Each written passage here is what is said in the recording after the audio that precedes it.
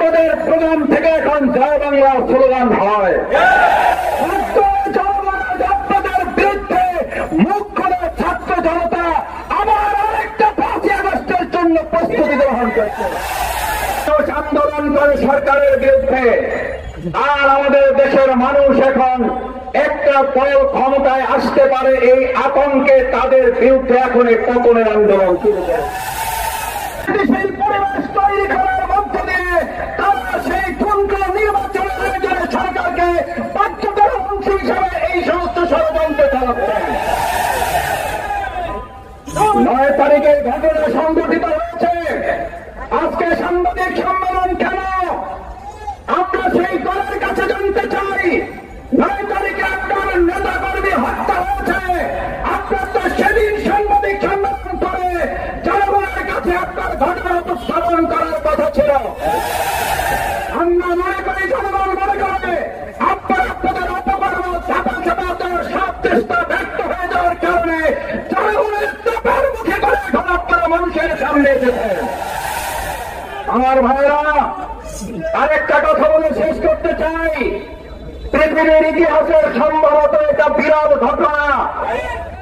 মানুষ আন্দোলন করে সরকারের বিরুদ্ধে, আর আমাদের দেশের মানুষ এখন একটা দল ক্ষমতায় আসতে পারে এই আতঙ্কে তাদের বিরুদ্ধে এখন এই পতনের আন্দোলন শুরু করে। এটা পৃথিবীর ইতিহাসে কোথাও পাওয়া যাবে না। আপনারা গিনিস বুকে আপনাদের নাম লিখে ফেলেছেন।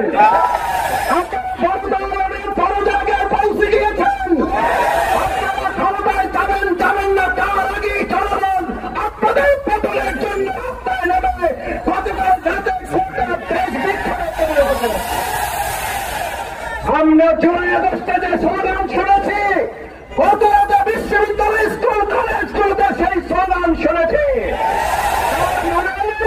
আপনাদের প্রোগ্রাম থেকে এখন জয় বাংলা স্লোগান হয়। আপনাদের বিরুদ্ধে মুখ খুলে ছাত্র জনতা আবার আরেকটা 5ই আগস্টের জন্য প্রস্তুতি গ্রহণ করছে।